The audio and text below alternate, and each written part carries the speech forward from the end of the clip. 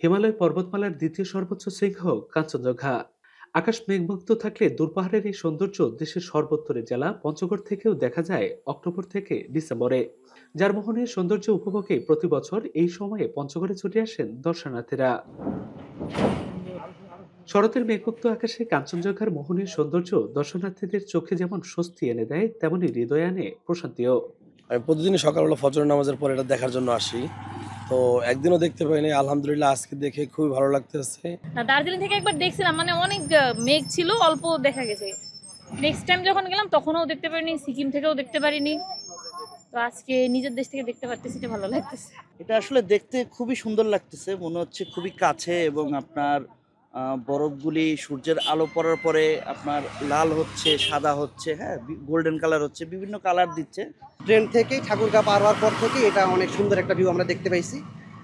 যখন সূর্যটা উঠেনি তার আগেই অনেক সুন্দর ভিউ দেখা গেছে, লাল ছিল অনেকটা।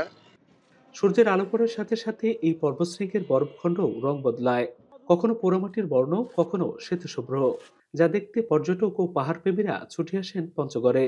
আমাদের দেশে আবহাওয়া ওই দেশের নেপাল বা ইন্ডিয়ার আবহাওয়া মিলিয়ে তো কাঞ্চনজঙ্ঘার ভিউটা আসে। আমাদের আবহাওয়া ভালো, ওদের দেশের আবহাওয়া ভালো, যার কারণে আমরা আল্লাহর রহমতে আজকে দেখতে পারছি। যে এত সুন্দর একটা দৃশ্য, মানে আসলে না দেখলে, স্বচক্ষে না দেখলে আসলে বিশ্বাস করা যায় না যে এত সুন্দর একটা পাহাড় পর্বত শৃঙ্খলা যে আমরা বাংলাদেশ থেকে দেখতে পাচ্ছি। আনন্দে আত্মহারা আমরা, খুবই ভালো লাগছে, মানে ওভারঅল খুবই সুন্দর ছিল। রোদ যে সাইডে পড়তেছে সেই সাইডটা আর কি জল করতেছে, তো এটা দেখে আসলে খুবই আনন্দিত আমরা। তো আমার ওই একটা অনুভূতি যে সুন্দরবনে সবাই নাকি বাঘ দেখতে পান, সৌভাগ্য লাগে। তো কাঞ্চনজঙ্ঘা দেখার ব্যাপারটাও তাই আর কি। কাঞ্চনজঙ্ঘার দর্শন ঘিরে জমে ওঠে স্থানীয় পর্যটন শিল্প, যা এগিয়ে নিতে নানা পরিকল্পনার কথা জানান জেলা প্রশাসক।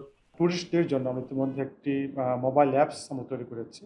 যে অ্যাপসটিতে বাংলাদেশের যে কোনো প্রান্তে বসে ট্যুরিস্টরা পঞ্চগড় জেলায় কোথায় যাবেন, কোথায় থাকবেন, কীভাবে আসবেন, এই সমস্ত তথ্য নিয়ে আমাদের এই পঞ্চগড় ট্যুর অ্যাপস তৈরি করা হয়েছে। জেলার সমতলের চা বাগান, বাংলামাথা জিরো পয়েন্ট, মহারাজার দিঘি, ভিতরগড় দুর্গনগরী, মির্জাপুর শাহী মসজিদ ও বোদেশ্বরী পীঠ মন্দির সহ দর্শনীয় স্থানগুলো প্রকৃতিপ্রেমীদের কাছে টানে। লুৎফর রহমান, এখন, পঞ্চগড়।